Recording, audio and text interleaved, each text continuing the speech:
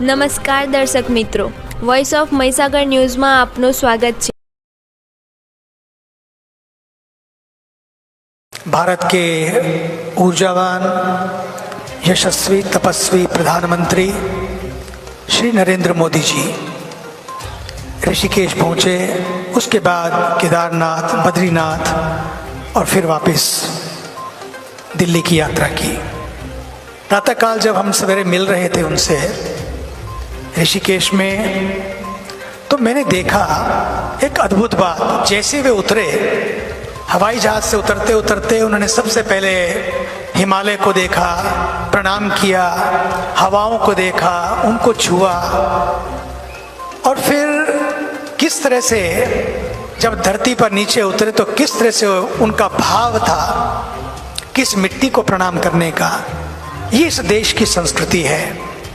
आज उन्होंने वहां पहुंचकर परियोजनाओं का भी शिलान्यास किया, उसकी आधारशिला रखी, लेकिन साथ साथ अपनी परंपराओं को भी आधारशिला रखी।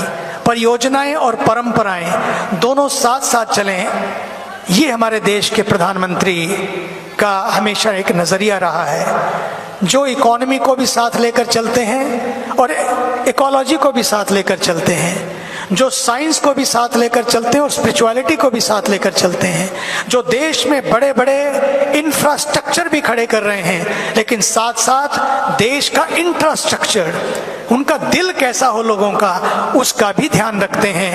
देखिए, हमारे देश में अगर ये परियोजनाएं होंगी तो विकास होगा, लेकिन विकास का धर्म का विकास हो एक बात है, लेकिन विकास का धर्म हो ये उनकी ही दृष्टि है।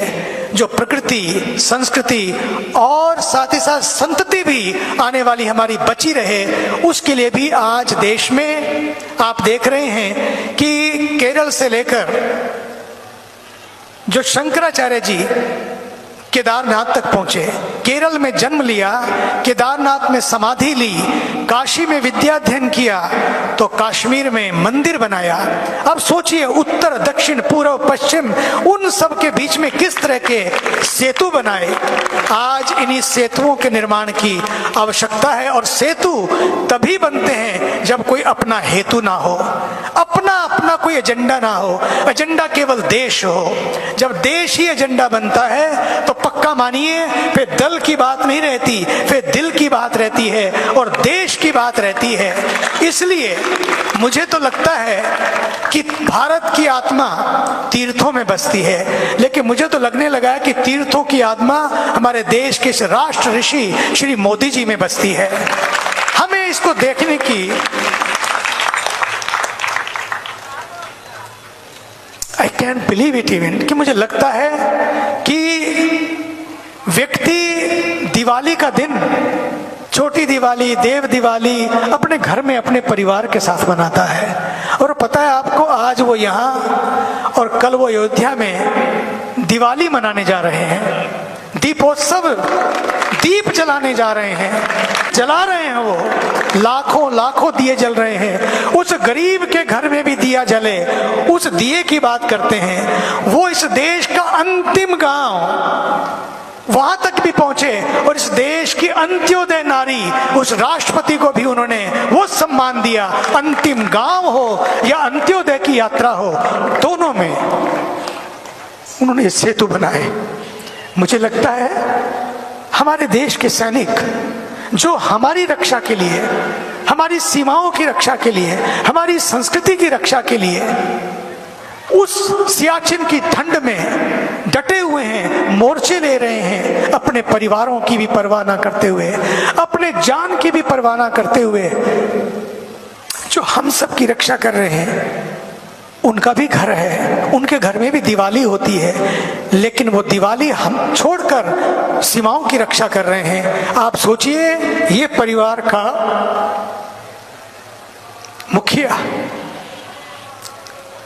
दिल्ली छोड़कर, राजधानी छोड़कर, अपने भवन को छोड़कर, उन सब के साथ जाकर, जवानों के साथ जाकर उस दिवाली को मनाने जा रहे हैं। आप सोचिए तो सही, सवेरे 5 बजे उठकर 4 बजे उठे होंगे, 5 बजे निकले, 6 बजे, पौने 6 बजे एयरपोर्ट पहुंचे, 6 बजे फ्लाइट ली, पौने 7 यहां पहुंचे, पौने 7 बजे यहां से निकले एक यात्री की तरह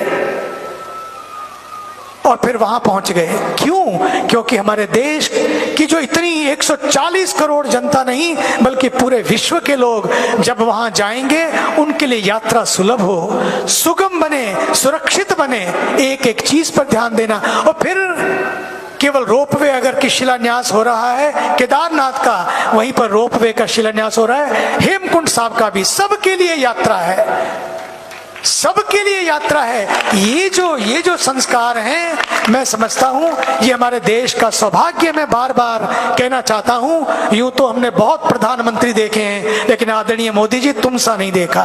क्या इस देश को प्रधानमंत्री मिला है। मैं तो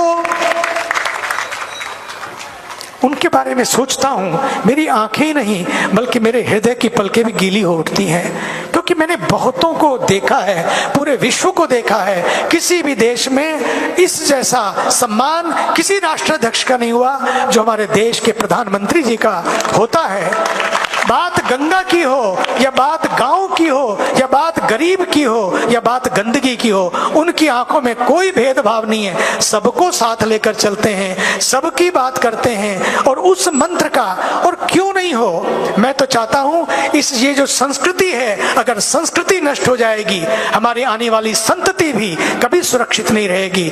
संस्कृति सुरक्षित तो संतति सुरक्षित, कल्चर सुरक्षित, नेचर सुरक्षित तो फ्यूचर सुरक्षित। कल्चर, नेचर और फ्यूचर को साथ लेकर चलने वाला एक देश का प्रधानमंत्री, भगवान करे वो दिव्यायु हो, दीर्घायु हो। और ये दिवाली पर दिए जो जल रहे हैं, बल्कि केवल दिए बाहर नहीं बल्कि हम अपने दियों, उन दियों को अपने दिल के भीतर भी जलाएंगे तो आप देख सकेंगे आज उन लोगों को भी अपने चश्मे बदलने की जरूरत है जो केवल देश को दल की दृष्टि से देखते हैं। दल की दृष्टि से नहीं, देश की दृष्टि से देखेंगे। पक्का मानिए, हमारा देश 140 करोड़ लोगों का देश निश्चित रूपेण विकास भी करेगा, परियोजनाओं का भी, पर्यावरण का भी और साथ ही साथ अपने परिवारों का भी। परिवार तभी बचते हैं जब संस्कार बचते हैं। आइए, संस्कारों के इस देश में संस्कार, सरकारें तो बहुत आई लेकिन ये संस्कारी सरकार है। उसके लिए मैं गंगा के पावन तट से आदरणीय अपने देश के प्रधानमंत्री जी का अभिनंदन करता